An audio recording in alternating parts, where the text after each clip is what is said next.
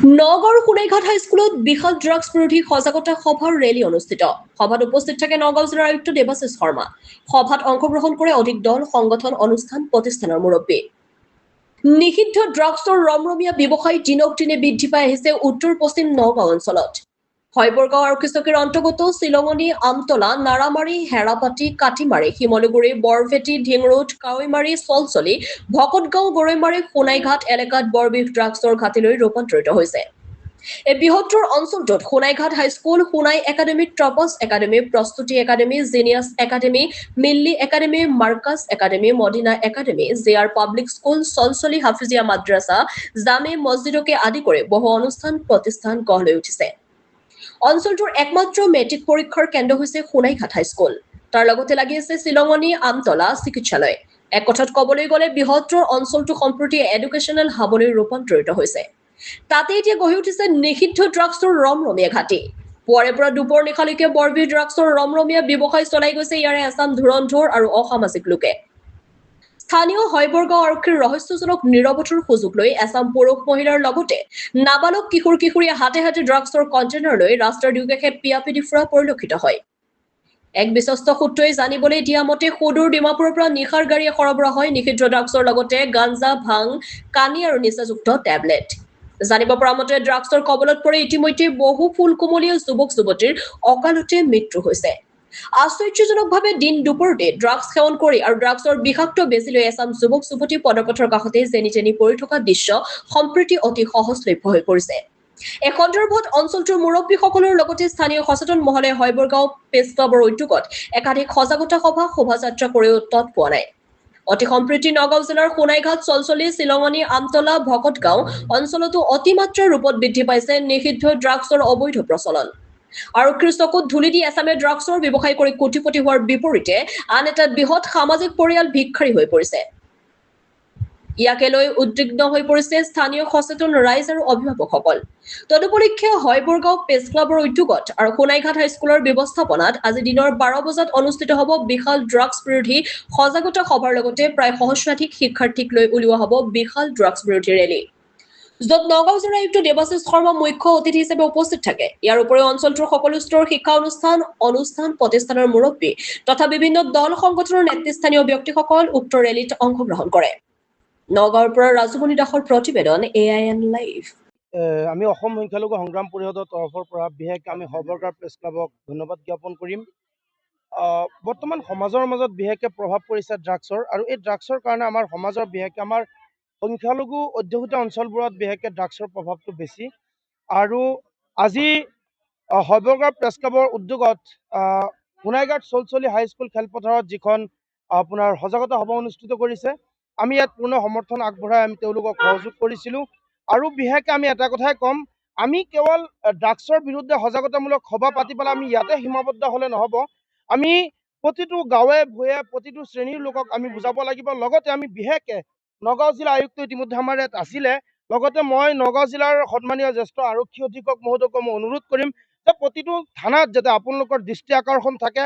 আমি দেখা পাওঁ যিসকল ড্ৰাগছ খোৱা ব্যক্তি আছে, ড্ৰাগছ সেৱন কৰা ব্যক্তিসকলক নি পেলাই মানে সামান্য সময়ৰ কাৰণে তেওঁলোকক জেলত প্ৰেৰণ কৰে, কিন্তু ড্ৰাগছ যিসকল নেকি পেডেলাৰ এই ব্যক্তিসকল কিন্তু আইনৰ সুৰুঙাৰ পৰা তেওঁলোকে বাচি থাকে। আমি গম পাওঁ যে লাখ লাখ টকাৰ বিনিময়ত কিন্তু থানাবোৰৰ পৰা তেওঁলোকে লেনদেন কৰি পেলাই ড্ৰাগছ মাফিয়াসকল বাচি যায়। গতিকে আমি এই সজাগতা সভা প্ৰতিটো অঞ্চলতে অনুষ্ঠিত কৰিব লাগে। লগতে আমি এটা কাম কৰিব লাগে যে যিসকল এই ড্ৰাগছৰ লগত জড়িত ব্যক্তিসকলক ৰক্ষণাবেক্ষণ দিয়ে, যে থানাৰ দালাল বুলি কয়, এই ব্যক্তিসকলক আইনৰ আওতাত আনি তেওঁলোকক বিচাৰ কৰিব লাগে। কোনোপধ্যেই ড্ৰাগছ সেৱনকাৰী আৰু ড্ৰাগছ মাফিয়া বাচি যাব নালাগে। আৰু বিশেষকৈ মই সদৌ অসম সংখ্যালঘু সংগ্ৰাম পৰিষদ কেন্দ্ৰীয় সমিতিৰ তৰফৰ পৰা মই উদ্যোক্তা লোৱা হয়বৰগাঁও প্ৰেছ ক্লাবক হৃদয়ৰ পৰা আন্তৰিক ধন্যবাদ জ্ঞাপন কৰিছোঁ। ড্ৰাগছ মাফিয়াক চাওক, যে প্ৰথম আমি যেতিয়া দেখা পাইছিলোঁ 2020 চনত আনন্দ মিশ্ৰ ছাৰ আমাৰ নগাঁও আছিলে, তেতিয়া কিন্তু এনকাউণ্টাৰ কৰিছিলে। আজি এনকাউণ্টাৰৰ শব্দটো আমি শুনাই নাপাওঁ, কিন্তু লগতে যিসকল ড্ৰাগছ মাফিয়া থাকে সেই ব্যক্তিসকল কিন্তু আইনৰ সুৰুঙাৰ পৰা বাচি যায়। এতিয়া আমি এটা কথাই আমি জিলা প্ৰশাসনক অনুৰোধ জনাম যে ড্ৰাগছ মাফিয়াই যাতে কোনো পধ্যে বাচি যাব নোৱাৰে। আৰু আমি অসম সংখ্যালঘু সংগ্ৰাম পৰিষদে ইয়াৰ বিৰুদ্ধে পূৰ্বৰ পৰা আমি বিৰোধ কৰি আহিছিলোঁ, আৰু অনাগত দিনত ড্ৰাগছৰ বিৰুদ্ধে আৰু ড্ৰাগছ মাফিয়াৰ বিৰুদ্ধে আমাৰ স্থিতি আমি একে থাকিব। আমাৰ ধন্যবাদ জ্ঞাপন কৰিছোঁ আমাৰ হয়বৰগাঁও প্ৰেছ ক্লাবৰ সমূহ বিষয়ববীয়াসকলক। কাৰণ এই প্ৰাক মুহূৰ্তত আমি দেখিছোঁ যি সময়ত ড্ৰাগছৰ আগ্ৰাসনে সমাজখন ধ্বংসৰ পিলে ঠেলি দিছে, সমাজৰ বিভিন্ন অস্থিৰতা পৰিৱেশ সৃষ্টি কৰিছে, তেনে মুহূৰ্তত আমি দেখিছোঁ শৈবৰগাঁও প্ৰেছ ক্লাবে বিভিন্ন সময়ত বিভিন্ন পদক্ষেপ হাতত লৈছে। আজিও আমাৰ এই সোণাইঘাট হাইস্কুল খেলপথাৰত ড্ৰাগছ বিৰোধী এখন বিশাল সজাগতা অনুষ্ঠিত কৰিছে আৰু বিশাল সজাগতা সভা অনুষ্ঠিত সভাত মুখ্য অতিথি হিচাপে আছিল আমাৰ নগাঁও জিলা আয়ুক্ত ডাঙৰীয়া, বিভিন্ন দল সংগঠনৰ ব্যক্তিসকল। আমি সংখ্যালঘু সংগ্ৰাম পৰিষদৰ এটি সজাতি দল ইয়াত আহিছোঁ। সঁচা অৰ্থত বিভিন্ন জিলাৰ লগতে আমাৰ নগাঁও জিলাত বিভিন্ন এলেকাত ড্ৰাগছৰ যিটো আগ্ৰাসন যি সময়ত ৰোধ হ'ব লাগিছিল, তেনে সময়ত আমি দেখিছোঁ অতিকৈ ভয়াৱহ পৰিৱেশ সৃষ্টি হৈছে। ইতিমধ্যে আপোনালোকে জানে যে হাফলং জিলাত এজন সৎ নিষ্ঠাৱান আৰক্ষী বিষয়া নৱজিৎ দাসৰ নিচিনা এজন আৰক্ষী বিষয়া ড্ৰাগছৰ কবলত মৃত্যু হ'ব লগা হৈছে আৰু সেই মৃত্যু হোৱা ঘটনাৰ মূল মাষ্টাৰ মাইণ্ডখিনি আমাৰ জুৰিয়াৰী আছিলে। গতিকে এই ক্ষেত্ৰত আমি সংখ্যালঘু সংগ্ৰাম পৰিষদে যথেষ্ট সজাগতা সভা বিভিন্ন ধৰণৰ পদক্ষেপ হাতত লৈ আহিছোঁ। আজিও আমি এই শৈবৰগাঁও প্ৰেছ ক্লাবক আমি ধন্যবাদ জ্ঞাপন কৰিছোঁ, যাতে এই সজাগতা সভাটো কেৱল সীমিত নাথাকে, বিভিন্ন গাঁও অঞ্চলত গৈ পেলাই আমি সজাগতা এৱাৰনেছ প্ৰগ্ৰাম পাতিব লাগিব। আমি ড্ৰাগছ আসক্ত ব্যক্তিসকলক বুজাব লাগিব, ড্ৰাগছ পেটলাৰসকলক আমি সকিয়নি দিব লাগিব, আৰক্ষী প্ৰশাসনক আমি সহায় সহযোগিতা কৰিব লাগিব। গতিকে আৰক্ষীৰ এই দুৰ্বল স্থিতিৰ কাৰণে কোনো ক্ষেত্ৰত ড্ৰাগছৰ আগ্ৰাসন বাঢ়িছে। গতিকে এই ক্ষেত্ৰত আমি আৰক্ষী প্ৰশাসনৰ লগত আমি আলাপ আলোচনা কৰি যাতে সমাজত একেবাৰে ড্ৰাগছৰ ঘাটি নাইকিয়া কৰিব পৰা যায়, তাৰ ক্ষেত্ৰত আমি সকলোৱেই সমাজৰ সকলো স্তৰৰ ব্যক্তিসকলক আমি আহ্বান জনাইছোঁ। যি ভৱগাঁও প্ৰেছ ক্লাবৰ উদ্যোগত ড্ৰাগছ বিৰোধী সজাগতা সভা হৈছে, তাতে আমাৰ নগাঁও জিলাৰ আয়ুক্ত দেৱাশীষ শৰ্মা ডাঙৰীয়া উপস্থিত আছিলে, লগতে এই অঞ্চলৰ গণ্যমান্য ব্যক্তিসকল, ছাত্ৰ ছাত্ৰীসকলৰ অভিভাৱকসকল আৰু লগতে আমাৰ স্কুলৰ সকলো কৰ্তৃপক্ষ ইয়াতে উপস্থিত আছিলে। এক সুন্দৰ অনুষ্ঠান হৈছে।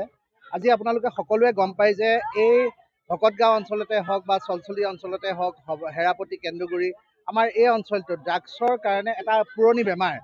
ইয়াত আমি সকলোৱে মিলিজুলি, ইয়াতে যিসকল অভিভাৱক আছে, আমাৰ প্ৰশাসন আছে, পুলিচ প্ৰশাসন আছে, সকলোৱে মিলিজুলি আমি এই ড্ৰাগছক পুলিয়ে পুখলি শেষ কৰিব লাগিব। কাৰণ ড্ৰাগছৰ প্ৰভাৱ আমি সকলোৱে দেখিছোঁ, এখন ঘৰ ধ্বংস হৈ গৈছে, এজন উঠি অহা নৱপ্ৰজন্মৰ ল'ৰা ছোৱালী শেষ হৈ গৈছে। সেইকাৰণে মই সকলোকে অনুৰোধ জনাইছোঁ, যিসকল আমাৰ ইয়াত অভিভাৱকসকল আহিছে বা স্কুলৰ কৰ্তৃপক্ষসকল আছে, যেনেকৈ আজি এই সজাগতা সভা ইয়াতে যাতে সীমিত হৈ নাযায়, আমি প্ৰত্যেকটো অঞ্চলত গৈ গাঁৱে গাঁৱে গৈ পিনে এই সজাগতা সভাসমূহ কৰিব লাগে।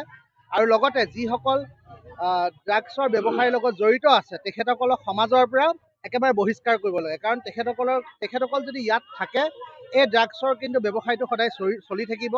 মই জিলা আয়ুক্ত দেৱাশীষ শৰ্মা ডাঙৰীয়াকো অনুৰোধ জনাইছোঁ, যাতে আমাৰ যিসকল মাইনৰিটি অঞ্চলৰ পৰা উঠি অহা যিসকল আজি ছাত্ৰ ছাত্ৰী আছে, কণ শিশুসকল আছে, তেখেতসকলৰ ভৱিষ্যতৰ সুৰক্ষাৰ বাবে আমি ড্ৰাগছৰ লগত জড়িত যিকোনো ব্যক্তিকে আমি সমাজৰ পৰা বহিষ্কাৰ কৰিব লাগে। হয়, লগত লৈ আজি নগাঁও জিলা আয়ুক্ত নিজে আজি এই দুপৰ ৰ'দত আজি যিখন বিশাল ৰেলী কৰিলে, এই ৰেলীয়ে প্ৰমাণ কৰিলে আৰু ইয়াতে এটা শ্লোগান দিয়া হ'ল যে ড্ৰাগছ বেপাৰী হুঁচিয়াৰ, ড্ৰাগছ সৰবৰাহ বন্ধ কৰক, নৱপ্ৰজন্মক ৰক্ষা কৰক আৰু বাল্য বিবাহ বন্ধ কৰক।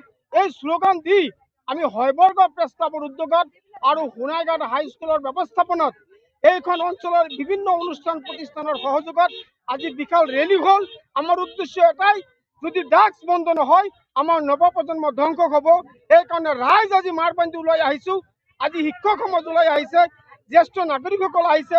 আজি ইয়াত দেখা গৈছে হাজাৰ হাজাৰ ছাত্ৰ ছাত্ৰী আজি ৰাজপথত ওলাই আহিছে একমাত্ৰ ড্ৰাগছৰ বিৰুদ্ধে।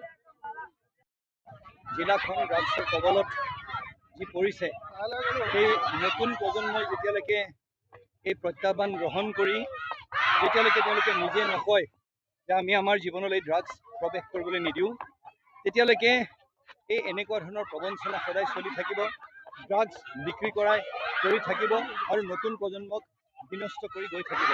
সেইকাৰণে আজি আমি ইয়াত একত্ৰিত হৈছোঁ। নতুন প্ৰজন্মই এটা সংকল্প ল'ব যে তেওঁলোকে নিজৰ জীৱনত কেতিয়াও ড্ৰাগছক প্ৰৱেশ কৰিবলৈ নিদিয়ে আৰু যদি কিবা নিচাযুক্ত যদি তেওঁলোকে দ্ৰব্য কোনোবাই সেৱন কৰা দেখে, তেতিয়াহে তেওঁলোকে শান্তিপূৰ্ণভাৱে তাৰ প্ৰতিবাদ কৰিব আৰু তেতিয়াহে আমি প্ৰকৃততে এখন নাচামুক্ত ভাৰত আমি গঢ়িব পাৰিম। যিকোনো খবৰ আৰু বিজ্ঞাপনৰ বাবে যোগাযোগ কৰক 7896121996